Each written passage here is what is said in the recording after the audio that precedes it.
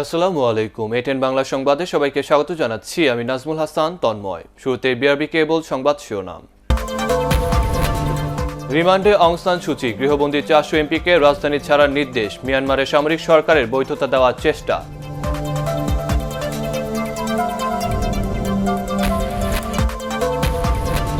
সীমান্তে আবারও রোহিঙ্গা সংকটের আশঙ্কা, আর শরণার্থী নিতে রাজি নয় বাংলাদেশ।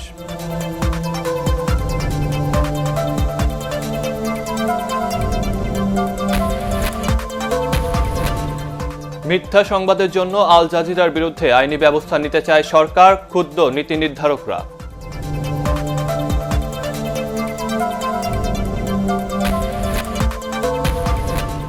এবং করোনা টিকা নিতে 1 লাখ মানুষের নিবন্ধন, ভ্যাকসিনে সংক্রমণ ঝুঁকি অনেকটাই কমবে বলছে বিশেষজ্ঞরা।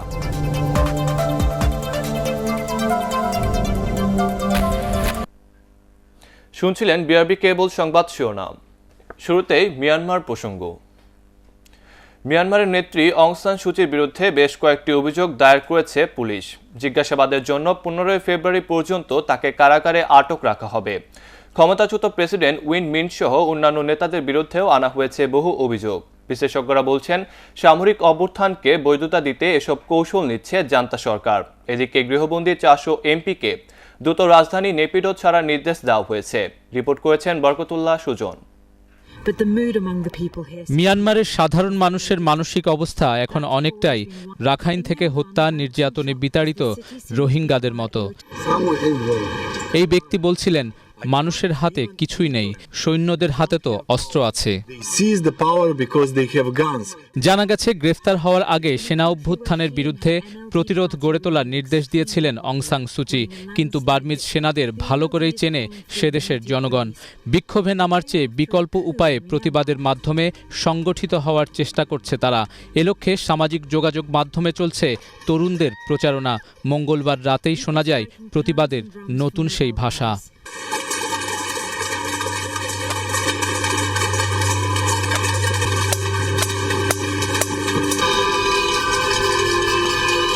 কারফিউয়ের মধ্যে অনেককেই তুলে নেয়ার ঘটনাও ঘটছে রাতের অন্ধকারে।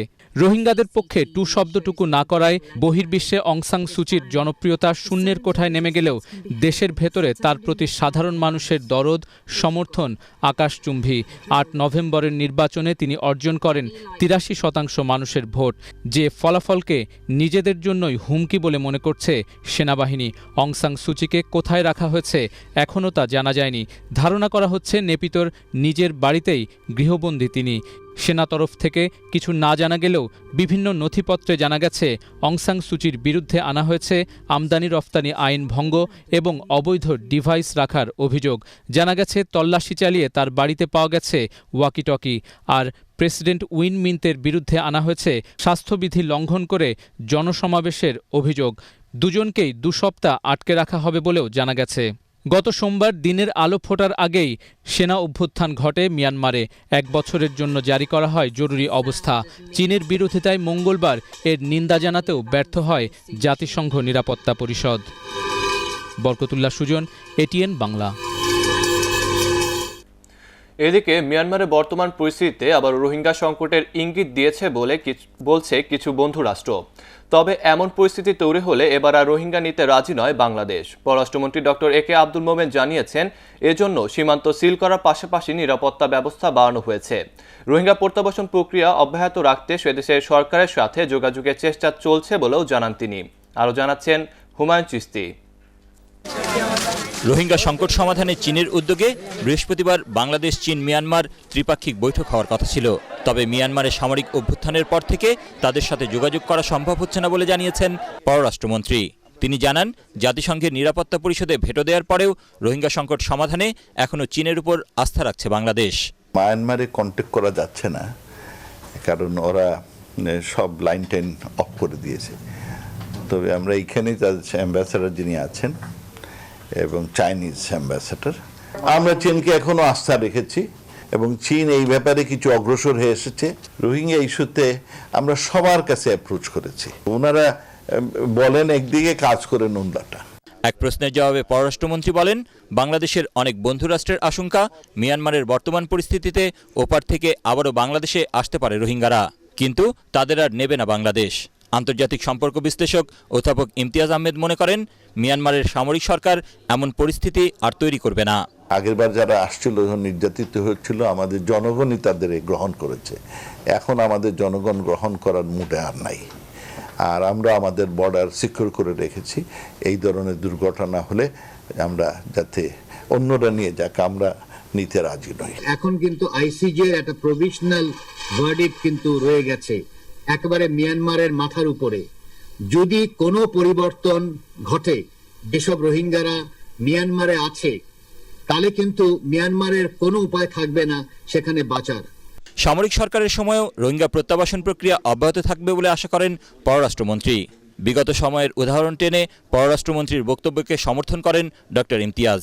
অং সান সু চি থাকার ফলে গত 3 বছরে কোনো অগ্রগতি হয়নি, যার জন্য অং সান সু চি চলে গেলে অগ্রগতি ব্যাহত হবে এটা ভাবার কোনো কারণ নেই। 70 দশকে এবং 90 দশকে দুবারই কিন্তু সামরিক সরকার ছিল এবং সেই সময় বড় ধরনের রিপ্যাট্রিয়েশন হয়েছে। ডক্টর ইমতিয়াজ আরও বলেন, রোহিঙ্গা সমস্যা থেকে উত্তরণ অনেকাংশে নির্ভর করছে এ বিষয়ে আন্তর্জাতিক মহলের ভূমিকার উপর। হুমায়ুন চিস্তি, এটিএন বাংলা, ঢাকা। মিথ্যা তথ্য দিয়ে সংবাদ করায় কাতার ভিত্তিক টেলিভিশন চ্যানেল আল জাজিরার বিরুদ্ধে আইনি ব্যবস্থা নেওয়ার কথা জানিয়েছে সরকারের নীতি নির্ধারকরা। পররাষ্ট্রমন্ত্রী ডক্টর এ কে আব্দুল মোমেন বলেন, দেশকে অস্থিতিশীল করাই এর উদ্দেশ্য। অন্যদিকে আল জাজিরার প্রতিবেদন অপপ্রচারে নোংরা বহিঃপ্রকাশ বলে মন্তব্য করেছেন আওয়ামী লীগের সাধারণ সম্পাদক ওবায়দুল কাদের। ইকরামুল হক সাইমের রিপোর্ট। বাংলাদেশ নিয়ে তৈরি করা আল জাজিরার প্রতিবেদনের উদ্দেশ্য নিয়ে প্রশ্ন তুলেন সরকারের নীতি নির্ধারকরা। এ বিষয়ে প্রতিবাদ জানিয়ে আগে লিখিত বিবৃতি দিলেও এবার সরাসরি প্রতিক্রিয়া জানান পররাষ্ট্রমন্ত্রী। তিনি বলেন, অর্থের বিনিময়ে তৈরি করা হয়েছে এই রিপোর্ট। অনেকের ধারণা যে ওদের খুব কেউ টাকা টুকা দিয়েছেন, সেই জন্য তারা ডুল বাজাচ্ছে, তারা নাকি এইভাবে করে থাকে। So these are very sad, but Al Jazeera has lost its credibility. আল জাজিরার সম্প্রচার বাংলাদেশে বন্ধ করা হবে কিনা এমন প্রশ্নের জবাবে মন্ত্রী জানান, চ্যানেলটির বিরুদ্ধে আইনি ব্যবস্থা নেওয়ার বিষয়টি খতিয়ে দেখছে সরকার। আমরা আইনগত ব্যবস্থা নেওয়ার চেষ্টা করব। উই উইল লুক ইনটু ইট। আমরা দেখি কিভাবে কি করা যায়। সম্প্রচার আমরা এস সাচ বন্ধ করার কোনো পরিকল্পনা নাই। এইটা আই ডোন্ট থিঙ্ক আমরা শুধু দেশে বন্ধ করে, দুনিয়া এখন ওপেন। এদিকে আওয়ামী লীগের সাধারণ সম্পাদক ওবায়দুল কাদের বলেছেন, আল জাজিরার প্রতিবেদনের সঙ্গে অশুভ চক্রের যোগসাজশ রয়েছে। নিজ বাসভবন থেকে এক ভিডিও বার্তায় তিনি এ বিষয়ে প্রতিক্রিয়া দেন। এর আগেও আল জাজিরা যুদ্ধাপরাধীদের পক্ষ নিয়ে দেশের মানুষের বিশ্বাস ও চেতনার বিপক্ষে অবস্থান নিয়েছিল। বিতর্কিত ব্যক্তি ডেভিড বার্কম্যানের বক্তব্য দিয়ে প্রতিবেদন তৈরি স্বাধীনতা বিরোধী উগ্র সাম্প্রদায়িক গোষ্ঠীর সংশ্লিষ্টতাকে স্পষ্ট করে। এ ধরনের ফরমায়েশি ও রাজনৈতিক উদ্দেশ্য প্রণোদিত প্রতিবেদন একটি সংবাদ মাধ্যমের গ্রহণযোগ্যতাকেই প্রশ্নবিদ্ধ করে। দুর্নীতির বিরুদ্ধে সরকারের কঠোর অবস্থানের কথাও জানান সেতুমন্ত্রী। ইকরামুল হক সায়েম, এটিএন বাংলা, ঢাকা। আল জাজিরার all the prime minister man প্রতিবেদন ভিত্তিহীন ও দেশ বিরোধী ষড়যন্ত্রের অংশ বলে মন্তব্য করেছেন আওয়ামী লীগের স্বরাষ্ট্রমন্ত্রী আসাদুজ্জামান খান কামাল। রাজধানীতে নৌ পুলিশের বঙ্গবন্ধু কর্নারের উদ্বোধনী অনুষ্ঠানে তিনি বলেন, এ ধরনের রিপোর্ট হলুদ সাংবাদিকতা। মিয়ানমারের ক্ষমতা প্লট পরিবর্তনে নতুন করে যাতে কেউ অনুপ্রবেশ করতে না পারে সে বিষয়ে সরকার সজাগ রয়েছে বলেও জানান স্বরাষ্ট্রমন্ত্রী। রিপোর্ট করেছেন GM তসলিম।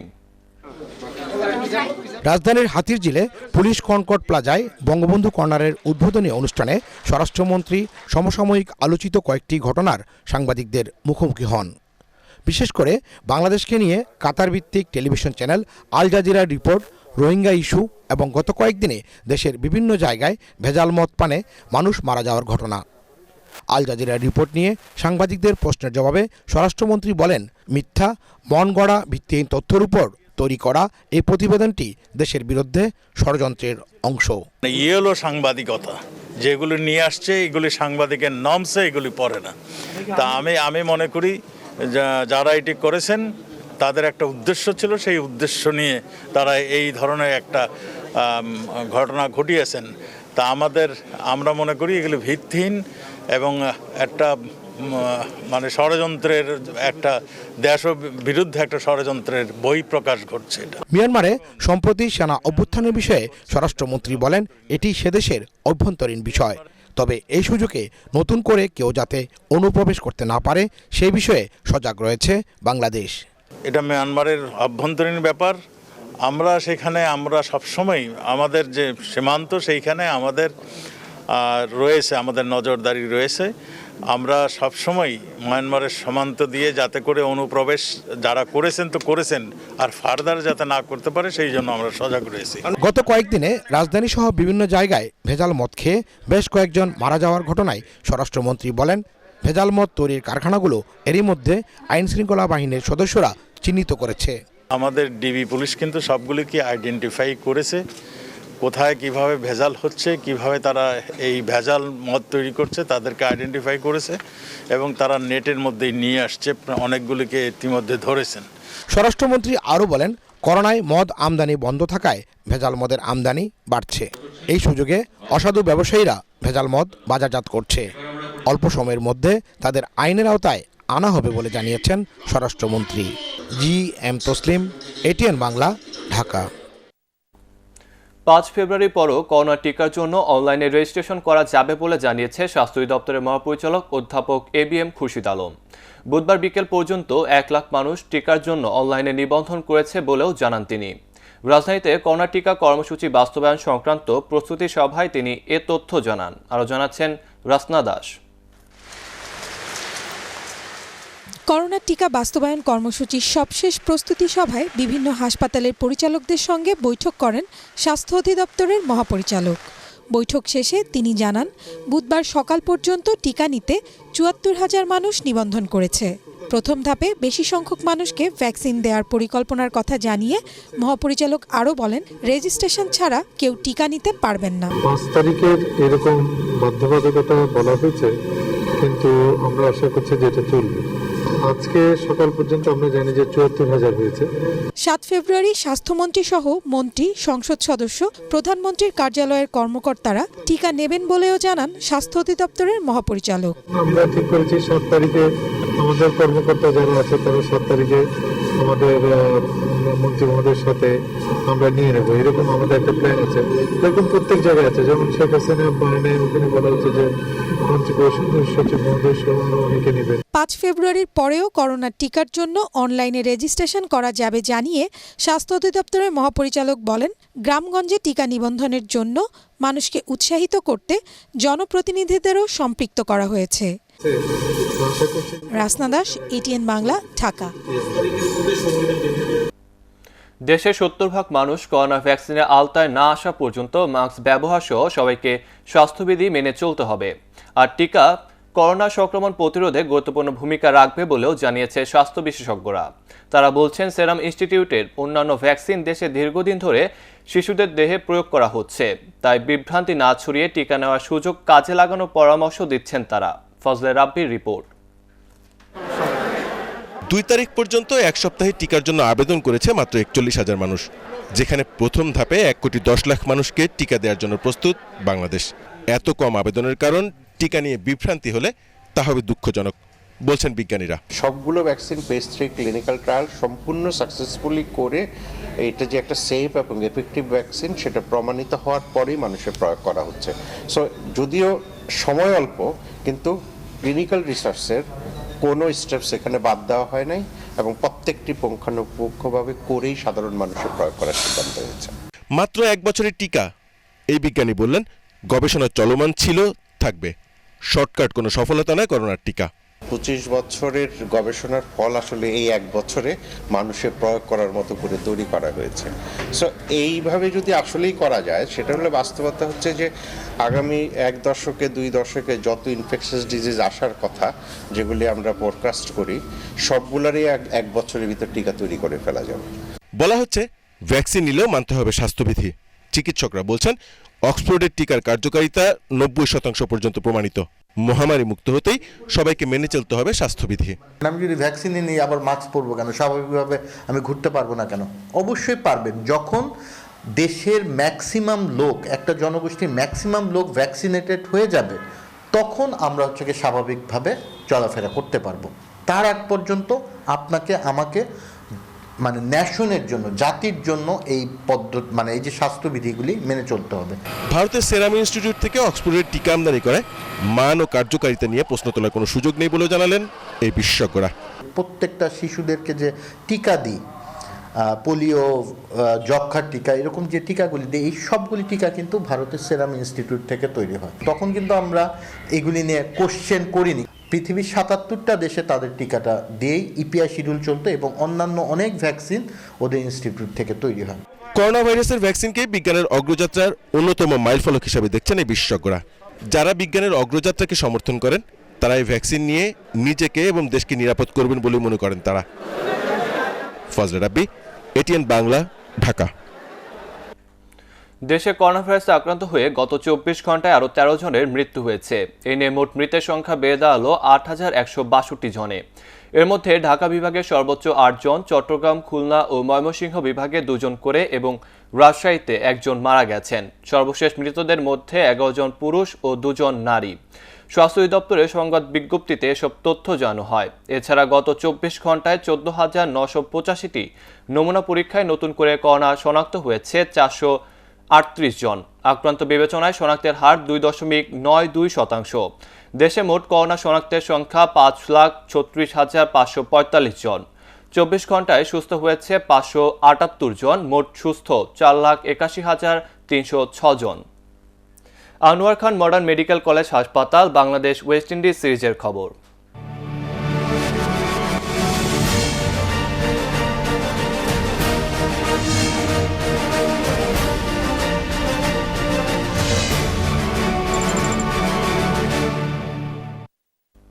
প্রায় 1 বছর পর টেস্ট খেলতে নেমে চট্টগ্রাম টেস্টের প্রথম দিনটা নিজেদের করে নিতে পারল না বাংলাদেশ, বরং কিছুটা সুবিধাজনক অবস্থায় আছে ওয়েস্ট ইন্ডিজ। 5 উইকেটে 242 রান নিয়ে দিন শেষ করে স্বাগতিকদের দল।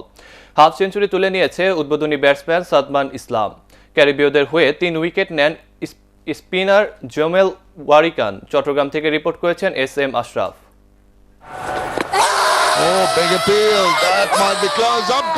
একটি সঠিক সিদ্ধান্ত বদলে দিতে পারে ম্যাচের চিত্র। সাদমানের লেগ বিফোরের সময় সেটাই পারেননি অপর প্রান্তে থাকা অভিজ্ঞ মুশফিকুর রহিম। রিভিউ নিলে সাজ করে ফিরতে হতো না বাংলাদেশের ওপেনারকে। দলের রান তখন 134। এর আগে স্বাগতিকদের ইনিংস আফসোস জাগায় নাজমুল হোসেন শান্তর রান আউটও। দলীয় 66তে যখন তিনি বিদায় নেন, বাংলাদেশ তখন বড় ইনিংস তৈরির ভিত্তি গড়ছে মাত্র। এবারও ভুল সিদ্ধান্তে বিপদে টাইগাররা। এর আগে তামিম ইকবাল যে বলে আউট হন, বিশ্বের যে কোনো ব্যাটসম্যানেরই এমনটা হতে পারত। এ নিয়ে টেস্টে 4 বার কেমার রোচের বলে বিদায় নেন টাইগারদের ওয়ানডে অধিনায়ক। জহুর আহমেদ চৌধুরী স্টেডিয়ামের উইকেট প্রথম দিনই আভাস দিয়েছে টিকে থাকলে রানের পাহাড় গড়া সম্ভব। প্রায় 4 ঘন্টা ব্যাটিংয়ে থেমে 50 তুলে নিয়ে তার প্রমাণও দেন সাদমান ইসলাম। 7 টেস্টে এটা ছিল তার দ্বিতীয় হাফ সেঞ্চুরি। অধিনায়ক মমিনুল ইনিংসটা বড় করতে পারেননি। মুশফিকুর রহিমের সাথে সাকিবের জুটিটাও জমেনি 59 রানের বেশি। 38 রান করে দলের 193-এ তার বিদায়ের পর অবশ্য লিটনকে নিয়ে স্বস্তিতে দিন শেষ করেন 17 মাস পর টেস্ট খেলতে নামা সাকিব আল হাসান। 2 বার জীবন পাওয়া লিটনের রান 34, সাকিব উইকেটে আছেন 39 রান করে। দুজনের জুটিটা অবিচ্ছিন্ন আছে 49 রানে। উইকেটে কিছুই নেই, তবু 5 ব্যাটসম্যানের 3 জনই বিদায় নিলেন স্পিনারদের বলে।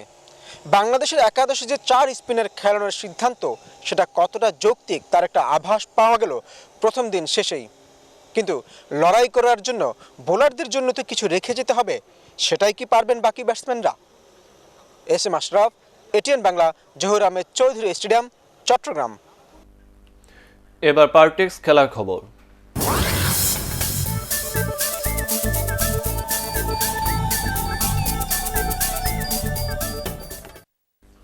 ওয়েস্ট ইন্ডিজ সফরের আগে করোনা আক্রান্ত হয়েছেন শ্রীলঙ্কা দলের প্রধান কোচ মিকি আর্থার ও ওপেনিং ব্যাটসম্যান লাহিরু ত্রিমানে। তাদের দুজনেই আইসোলেশনে রাখা হয়েছে। এক বিবৃতিতে এ তথ্য জানিয়েছে শ্রীলঙ্কা ক্রিকেট বোর্ড। 2টি টেস্ট, 3টি করে ওয়ানডে আর T20 খেলতে চলতি মাসের শেষ দিকে ওয়েস্ট ইন্ডিজ যাওয়ার কথা ছিল তাদের। এই সফরকে সামনে রেখেই কোচিং স্টাফ সহ প্রাথমিক দলের সবাইকে করোনা পরীক্ষা করানো হয়।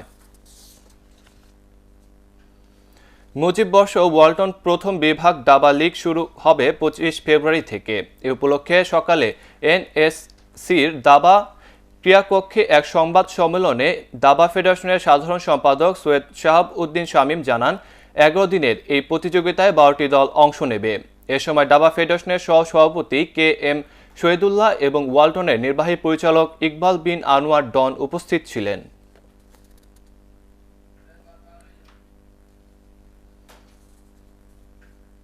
শেষ করার আগে বিআরবি কেবল সংবাদ শিরোনাম আরেকবার। রিমান্ডে অং সান সুচি, গৃহবন্দী 400 এমপিকে রাজধানী ছাড়ার নির্দেশ। মিয়ানমারের সামরিক সরকারের বৈধতা দেওয়ার চেষ্টা।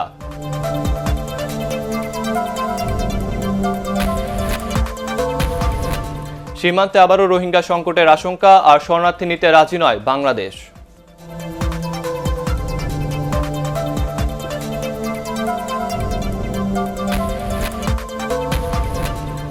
মিথ্যা সংবাদের জন্য আল জাজিরার বিরুদ্ধে আইনি ব্যবস্থা নিতে চায় সরকার, ক্ষুব্ধ নীতি নির্ধারকরা।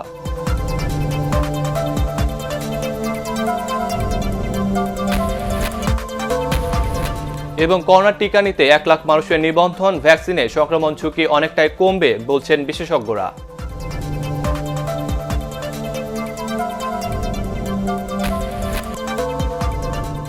দর্শক, পরবর্তী সংবাদ দেখার আমন্ত্রণ জানিয়ে এখনকার মতো শেষ করছি। করোনা ভাইরাস থেকে নিজেকে সুরক্ষিত রাখতে মাস্ক পরুন, বারবার হাত পরিষ্কার করুন। ATN বাংলা সংবাদ ইউটিউবে দেখতে ব্রাউজ করুন youtube/ATN বাংলা নিউজ।